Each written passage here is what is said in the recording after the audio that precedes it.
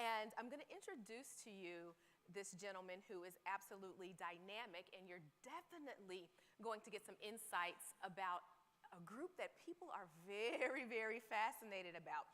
But before I tell you what he's going to talk about, let me tell you who will be talking to you. Ryan Mitchell has a business mind and a heart for people. He began his career in human resources working with unionized healthcare workers. There, he developed a passion for people, problem solving, and strategy. Today, Ryan is an organizational development professional with finance, consulting, design, and facilitation experience. After graduate school, Ryan moved into the field of banking and finance at Bank of America's rotating leadership program. There, Ryan held various leadership roles in banking, mortgage, training, learning consultation, and leadership development. Today, Ryan serves as the AVP of Organizational Development and Training at Stearns Lending, LLC.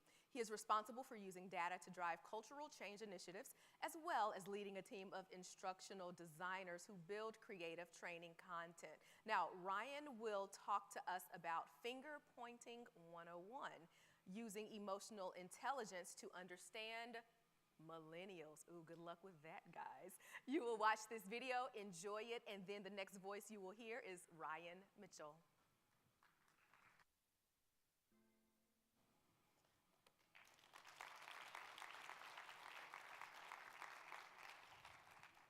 Good afternoon. Good afternoon. I am so glad to be with you today. And I know that the Council of Inclusion and Financial Services really trusts me because they gave me the coveted position of presenting after lunch. But thank you to the Council for bringing me back to FinServe Expo #2. I'd also like to thank Stearns Lending, who, if you haven't heard, is a great national mortgage lender. And it's actually my mortgage lender of choice. And they pay me to say that. But I'm really happy to be here with you all again today. You know, I just read a recent statistic that as of April 2018, 3.4 million US workers quit their jobs, okay? Now that might not stand out to you, but in that same month, April 2018, only 1.7 were terminated or laid off. That means more than double the amount of people are walking away from their jobs voluntarily than are being released. As professionals, what are we going to do to retain our staff? So we have two very important things that we're going to talk about today: a shifting workforce and shifting customer base, and what we as professionals are going to do about it.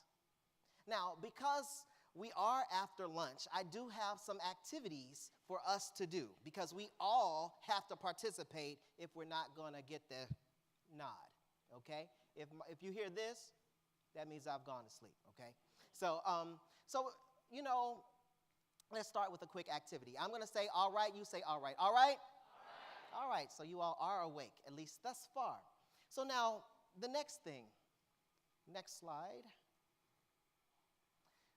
There are a lot of different emotions that could be evoked in the video we just watched. Accenture did a phenomenal job. Now, the first activity we're going to do is I'm going to call out an emotion, and then you're going to raise your hand high if that was the feeling that you felt as you watched this video. All right? All right, so enlightened, inspired, affirmed, empathy, included, and committed. Now, there's a lot of reasons as to why many of us felt the way we did as we watched that video. There's a lot to unpack there. There's all kinds of inclusive topics involved within that video. But today, our collective charge, yours and mine, is to talk about this guy. You know what? Let's not call him this guy. Let's make it a little more personal, shall we? Let's call him Jaden. Jaden is the new guy in our realtor office. Jaden is the new guy in our office in general. And he just graduated college. He's young. Now, here's what we do. We say things to and about Jaden that sound a little like this. Jaden is younger than my son. Or, I have shoes older than Jaden. You've said that, some of you have, right? Or better yet, some of us say, Jaden is a millennial. And we use the type of tone almost as it's like a pejorative or some type of dog whistle, meaning something like entitled, or Jaden is lacking drive or lacking substance. But my question to you is, why do we label people at all? It's very interesting because people label people or groups of others to simplify the world in our own heads. Labels are really a technique that the brain has developed over time to make understanding the complexities of this world easier. It's the case that even though we put people in buckets, most of the time those buckets are incorrect or at best incomplete when discussing an individual. Researchers actually started studying the cognitive effects of labeling back in the 1930s when Benjamin Whorf, he posited this linguistic relative hypothesis. Now, according to his hypothesis, this is really interesting, at least to me, because the words we use to describe what we see aren't just mere placeholders in our heads. The words we use to describe what we see actually determines what we see. Humor me for a second. Let's all picture something in our minds. Now, close your eyes. Nobody's going to steal anything from you. Just go ahead and close your eyes, okay? Picture this, a group of millennials. What are they doing? Someone said on their phones. What are they wearing? Where are they? Okay, open your eyes. Did your picture look anything like this? Yes and no. Now, okay, so the reason why I selected this picture to establish a mind picture in my own head was because, one, it's a selfie or a groupie, right? They are relaxed, they're chilling, minding their business, being silly, having drinks. If you notice the bottom of the picture, their phones are within arm's reach. And they have interesting hair, right? And they seem to be in some type of hipster establishment or something. See, many people label millennials as being optimistic, immature, or even other terms that may or may not be true for individuals of the whole generation. So let's break this down a little further. There are about 85 million U.S. millennials. What you see here are the birth rates from the years 1977 through the year 2000. Now, Gallup organization, Dale Carnegie and Associates, and MSW Research all say that millennials start in year 1980 and go all the way to 1996. Okay, so 1980 to 1996, that's the millennial generation. Now, Goldman Sachs extends that a little further from 1980 to the year 2000. For the purposes of our talk today, we're going to go with Goldman Sachs from 1980 to the year 2000 as well. All right? All right. So now, there's some breaking news. Now, this breaking news is early 80s babies have established their own micro-generation. Before we get much further, here's the new development. For years, studies put 1980 to the year 2000 as the millennial generation. But because we, people like myself, kind of don't identify with the Gen Xers or the millennials as much, we formed our own micro-generation because we can do that these days. And it's called Zennials. Introducing the Zennials. Zennials were a subset of Gen X and of the millennial generation that starts in 1977 and goes all the way to the year 1985. Now, what makes Zennials so different? Well, the term was coined in 2014 by Sarah Stanker of Good Magazine, and then it's been researched for years since. Now, Zennials, we were the first generation to grow up with computers in our homes. We also had to actually call our friends on the phone that was attached to a wall or a cordless phone, right? And then their friends' parents had to answer the phone and then give the phone to our friend. Novel idea, right? So we did not have cell phones until we were in our late teens, or some early 20s for those born in the 70s. You know, by the time we were 20 years old, we weren't going back to the mall to buy CDs and definitely not cassette tapes. We would just steal our money, steal our stuff with Napster. So all our money, our music came with no money, right? So Zennials are known as not being as cynical as Gen Xers, but not as optimistic as traditional or stereotypical millennials. Now, how many Zennials are there? So you do the math, there's about 30 million Zennials there. Another fact that we as finance professionals would really find interesting is this is the generation that was hit the hardest from the recession, because we were just starting out and we were burdened with student loan debt. So now, a little more about the Zennials. Our parents were a little different from both the parents of Gen Xers and millennials, okay? So our parents weren't as legalistic as they were earlier, and they weren't as hovering or helicoptering as they were afterwards as well. So who are these millennials? Who are we? Are these Zennials, rather? We are the Goonies. We are Toys R Us kids. Hashtag RIP. We are the Oregon Trail generation. And I can see anybody in this room in the Oregon Trail right now. Just meet me outside right afterwards. And Mario, yeah, that's our brother. So, you know, in thinking about this, there's 30 million people we take out of the stereotypical millennial group. Who's left?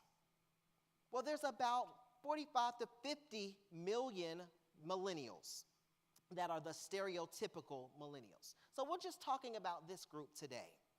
They're the ones that are labeled as unduly confident or coddled. But is this true? Here's our next activity. We're going to play a game of true or false. Now, when I'm going to ask a question, and if you think it's true, then you give 2 big thumbs up like that, right? And if you think it's false, then you give 2 big thumbs down. All right? All right, first question. 74% of millennials say they cannot survive a day without their smartphone. And 50% of baby boomers say the exact same thing. True or false? That is true. Question number 2. Millennials are more self-obsessed than any other generation. True or false? That's false. Yeah. So millennials are tied to more social justice issues and corporate responsibility issues than any other generation. Third question. By 2020, millennial wealth for all us finance professionals, driven by inheritance or starting businesses or income growth, could stand at 24 trillion, that's with the T, dollars.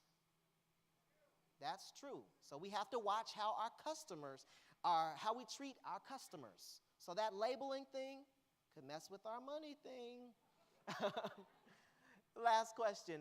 Millennials and baby boomers share the same top 5 money goals, and not in any particular order, but experiences, legacy, luxury, being connected, and philanthropy. It's true. It's true. So as we're thinking about this, there's a lot more that we all have in common than maybe we would even think. So back to the finger pointing. I think you all were probably wondering, well, what's this finger pointing one-on-one? Well, reports show that there are 10 things that we all have in common, regardless of any type of way we choose to divide ourselves. All right? 10 things. We call these hashtag life goals. Okay? Now, in no particular order, these are the top 10 things that everybody in this room are interested in, and everybody around us are as well. No particular order. Provision, protection. We do not like people wasting our time. We all want to look good.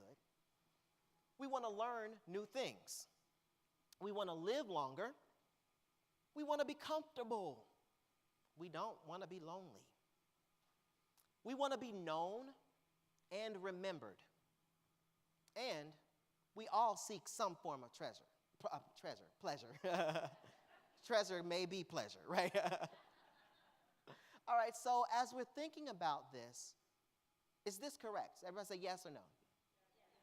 Yeah, so I think we pretty much all have this as our life goals, regardless of our age at all. Well, if this is what we want out of life, I wonder what we want out of work, right? So what we want out of work is simple.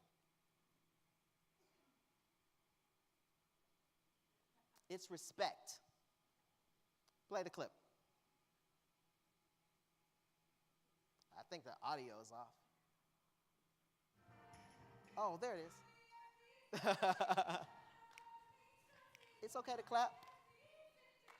Take care of TCP. Oh, okay, sorry. Okay, so anyway, as we continue on with the presentation, there is a writer. His name is Jack Wiley. Jack Wiley wrote a book called Respect, and it was dealing with delivering results, giving employees what they really want. And this is regardless of age demographic or any other way we divide ourselves as well.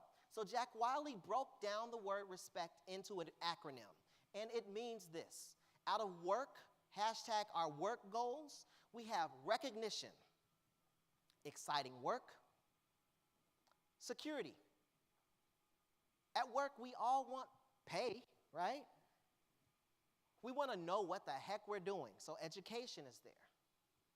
Conditions, positive work conditions, and we all want some level of the truth from our employers.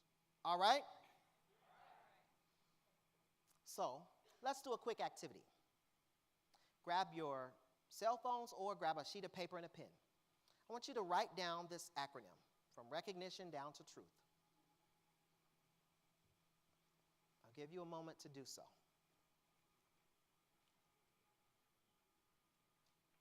Recognition, right? Exciting work, security, pay, education, conditions, and truth.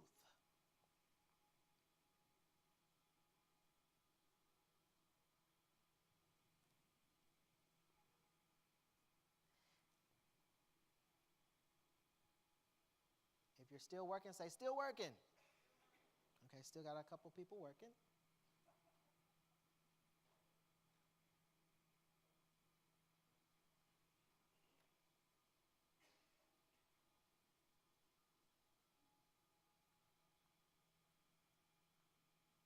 Step 2 of this activity.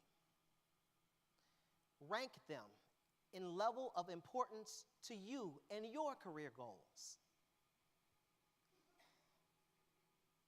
So this is an introspective activity. What's important to you?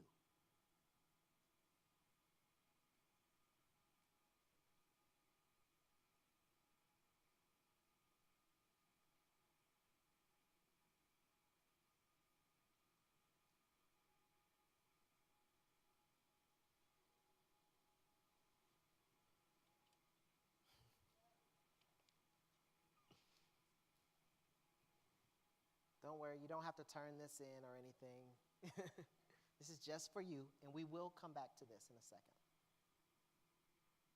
Give you just another couple seconds to rank them.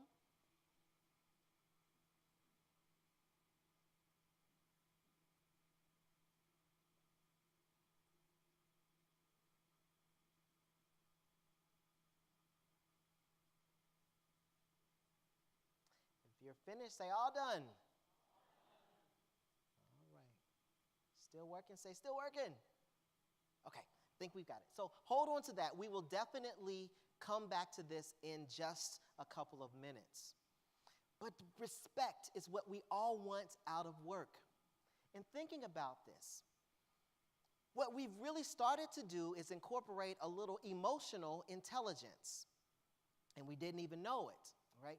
So there's all kinds of intelligence out there. There's linguistic intelligence, mathematical intelligence. You have all kinds of intelligence, all of which get more play than emotional intelligence, okay?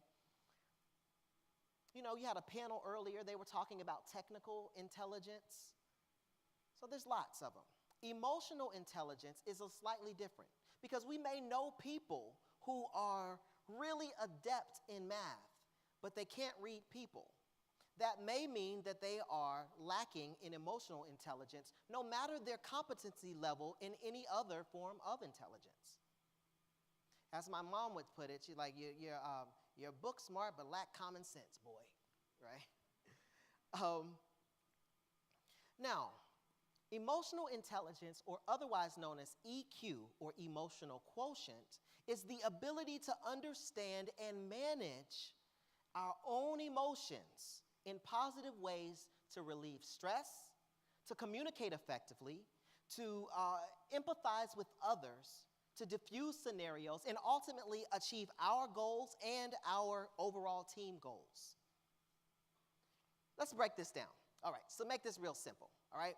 So emotional intelligence has two buckets. We have the self bucket, and then we have the social bucket. The self bucket is broken into two subgroups.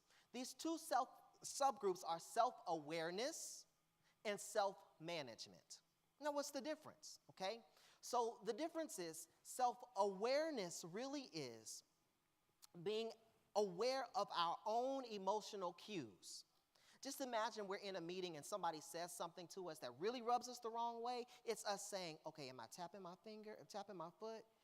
Am I making a face? You know, so because we all have emotional cues that let us know that we're uncomfortable or distressed or unhappy, right? So self-confidence comes with self-awareness, knowing who we are and how we respond in various situations. Now that's self-awareness. Self-management is then taking that knowledge of awareness and then doing something with it. So we already know I tap my foot when I get upset. So Ryan, don't tap your foot. Okay, I make this face when I get upset, so don't make that face. You know how you have to sometimes talk yourself down? So that's self-management. That's how we can be more emotionally intelligent in dealing with ourselves. And if we didn't have to deal with anybody else in the world, this would be enough. But we have to work with other people every day. That's where social comes in. Social is broken down into two subsections as well. There's social awareness and then social skills. Now, social awareness is taking all of that self-awareness and that self-management, and then we're putting it to someone else. So John, who's the villain of our office meetings, he usually says something to me that makes me upset, but today he's really focusing on Beth. I see Beth. He said something really, really upsetting to her, and she starts tapping her foot. And I think, well, you know, I get upset and I start tapping my foot. I see she's tapping her foot.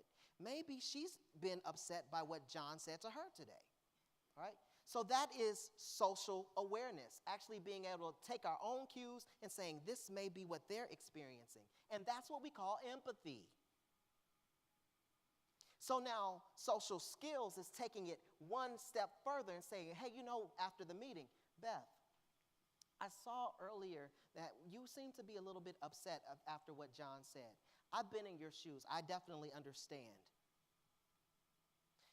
My relationship with Beth will start to be closer because I heard her, I saw her, I noticed her, and then we can forever forge towards a common goal. That's how we use emotional intelligence, all 4 steps, just given that scenario. So now, I can't get into all of this, but there's 3 tips that I want us to walk away with today, all right? Just the 3 tips to be more emotionally intelligent at work, you working with our customers, and working with of any age, including millennials, or working with our fellow workers. The first is saying, I see you. Everybody say, I see you. It's awareness of others. This is very simple, yet we miss it a lot. Awareness of others is actually noticing others and ensuring that they feel valued. It really helps us to elevate the other person that we're working with, again, regardless of age. So ask ourselves, think about work for a second. Are we really helpful at work? Really helpful. Think about our performance management process, the one we stress out about. Do we have those performance conversations with our staff outside of that once a year or twice a year cadence? If not, when do we take the time to say, hey, look, John, I see you. Mary, I see you. I saw what you did the other day, and this is what worked really well. That awareness of others helps. Quick fact, 69% of all new hires judge their first day experience, and 69% of them say that they will determine if they're going to stay at your firm or your company longer than 6 months based on the first day. So by saying, I see you, and taking them to lunch, or I see you and these are what your job responsibilities are, or sitting them with a more experienced or more tenured people, that helps us to help our tenure of our staff. A couple of ways, I'll give tips to how to do these things. So one way to acknowledge or be aware of other people is to take constant notes of your staff. So let's say you have one-on-ones with your team members. If they say their goal is to do something special professionally, then jot that down in OneNote or in your Outlook or somewhere that you keep notes of each employee, okay? And then that way, when your next one-on-one with that person, you're saying, hey, how are we on this? Where are we in getting towards our goal? Have you done this? Have you done that? That helps them to know, oh, wow, they see me. That's the first tip. Tip number 2 is be a positive influence. We provide feedback and recognition. Feedback cultures and recognition cultures are the cultures of the future, okay? Being a positive influence is influencing the way that people feel about themselves and work through problem solving, through providing feedback and recognition. What is your recognition culture at work?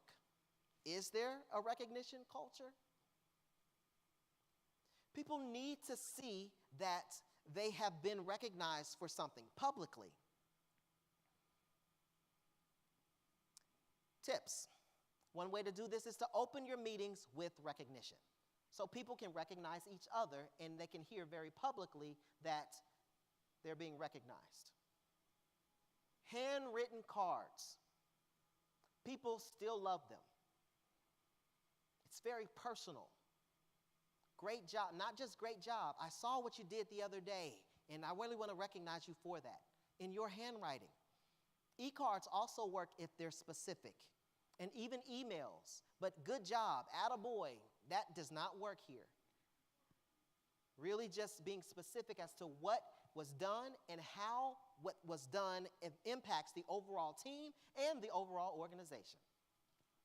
And the last tip here is inspiring performance. Supporting other people's work. Now, how can you leverage skills and also help to increase innovation in the workplace? It's inspiring people.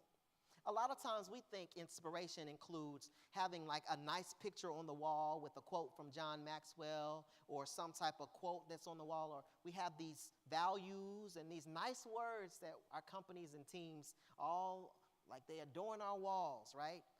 And they mean nothing. Inspiration comes through some level of vulnerability and truth. So, it sounds a little like this. You know, I know we talked about what your goals are, said employee or worker. We talked about what your goals are. When I was in your same role, these were my goals. Okay? And if you really have a strong relationship with that person, you can not just let them know when you were there, but what your goals are now. Okay? So here's your goals, and you say you want to get into this. All right? Here's my goals. I also want to keep pushing my professional envelope as well. They hear what your goals are, and then they start to think, wow, this is a real person and not just my boss, right? And then you don't just leave it there. You tie your goals and their goals to the overall team and organization's goals and say, look, if we're able to accomplish these goals, then we can actually accomplish this greater goal together and move forward together. Everybody say together. That's what inspiration is, because it's truth. There's some level of vulnerability. It's honest, and the person can relate to what we're talking about. All of these tips are here regardless of age, group, or demographic. So now, you don't have to believe me. Let's just stop talking about millennials and start talking to them. So I asked several millennials. You'll see 3 short vignettes of millennials, and I asked them several questions. Have you been discriminated against because you were a millennial? Have you, how old were you when you graduated college? What's your RESPECT acronym, and how did you rank them? Ask them questions like that. So there's 3 short videos. Let's watch the first.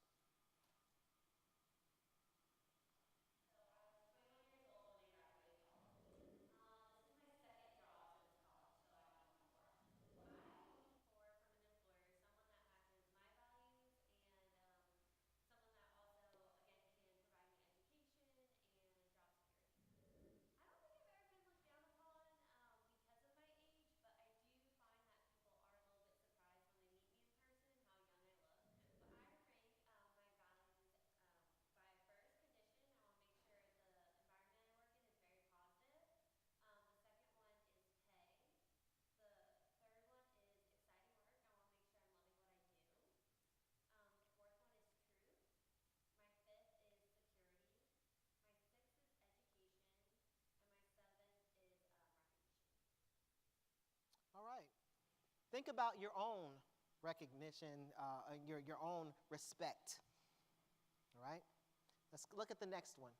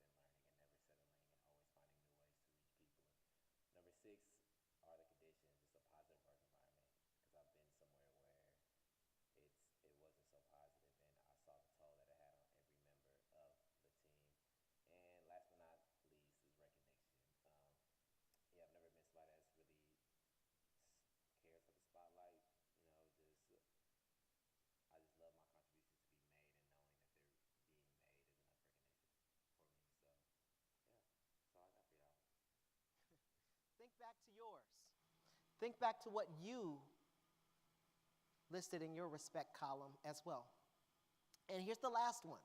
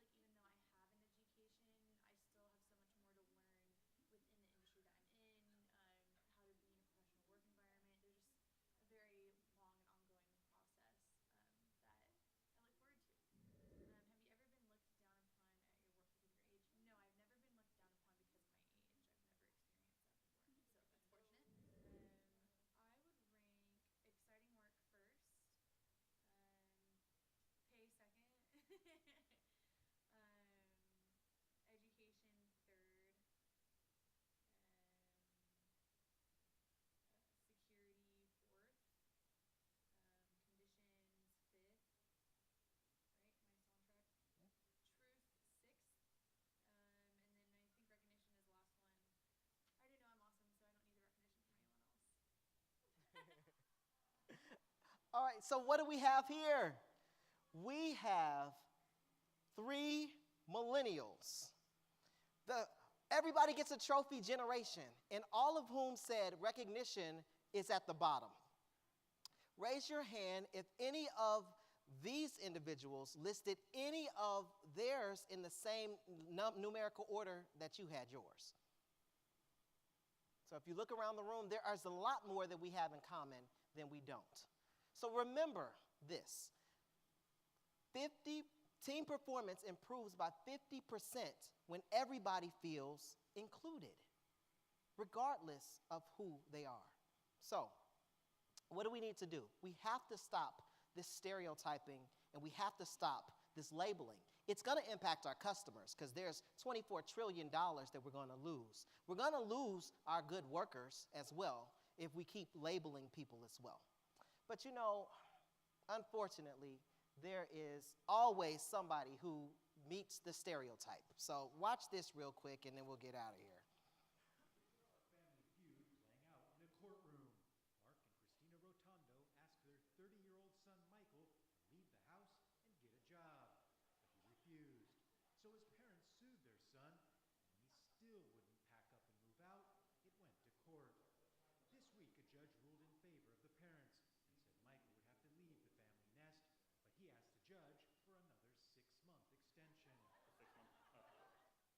Is a reasonable amount of time for someone who has been depending on persons for support.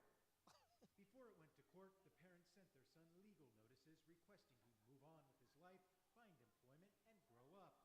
There are jobs available even for those with poor work history like you. Get one. You have to work, read one of the notices. They offered him $1,000 to leave the house, to find a place to stay, but nothing worked. Until finally, the parents lost all patience and wrote to their son, "You have 14 days to vacate. We will take whatever action is necessary to enforce this decision." Michael is a self-described businessman and has a young son of his own who he lost custody of. He told the judge his eviction is unfair. Gabriel Zondo. Okay, so, all right. So I just made a huge case for millennials, right? But I am going to ask one thing. Please know that above everything that we talked about emotional intelligence, we are not this guy, okay? Whatever you do, know that we are not him. So don't generalize us. But in all seriousness, there's a few key takeaways. One, let's stop relying solely on the labels we have in our head. Now, we are always going to label people because that's how our minds are wired. Now, whether we choose to judge people or not, that's a decision that we make, okay? So let's work to become more emotionally intelligent in all that we do. We do that by doing these 3 key things, by being aware of others, by being a positive influence, and being able to inspire others by being a little more vulnerable. I really thank you all for your time today.